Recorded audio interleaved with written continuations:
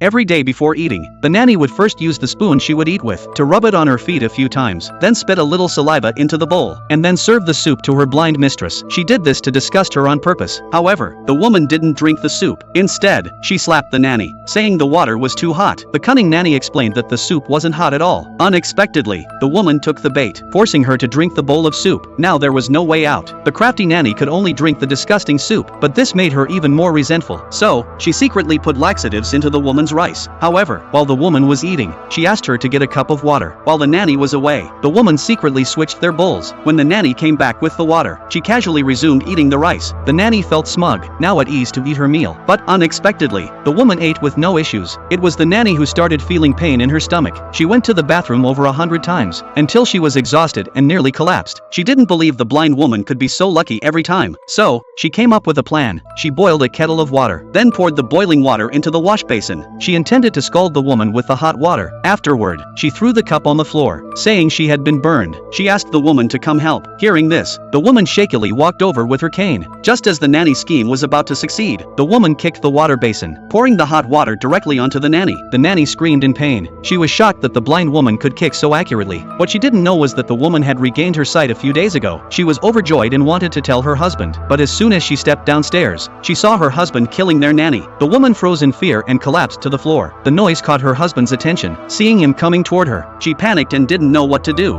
Her husband decided to finish what he started, grabbing a knife and aiming it at her. But the woman pretended not to see anything. Her husband didn't know that his wife had regained her sight. She narrowly escaped this danger. At that moment, her husband claimed the nanny had gone back to her hometown, and tomorrow, her daughter would come to be the new maid. The woman feared that the nanny's daughter would face the same fate. She hurriedly explained that she didn't need anyone to care for her, but her husband firmly rejected her. The next day, the nanny's daughter arrived at the house. The woman wanted to warn her immediately, but before she could speak, the daughter said her mother had specifically asked her to take good care of the woman. This sent a chill through the woman. Her nanny had died the night before, so why was the daughter lying? Just as she was confused, her husband suddenly embraced the new nanny. It turned out the two had been secretly involved all along. Now, they were openly indulging in their affair right in front of her. Through their conversation, the woman learned that the nanny had discovered their affair and planned to tell her, but that led to her being killed to keep the secret. The woman made a silent vow to make them both pay for their crimes. Meanwhile, the cunning woman, eager to become a wealthy wife, pressured the man to kill the mistress as soon as possible.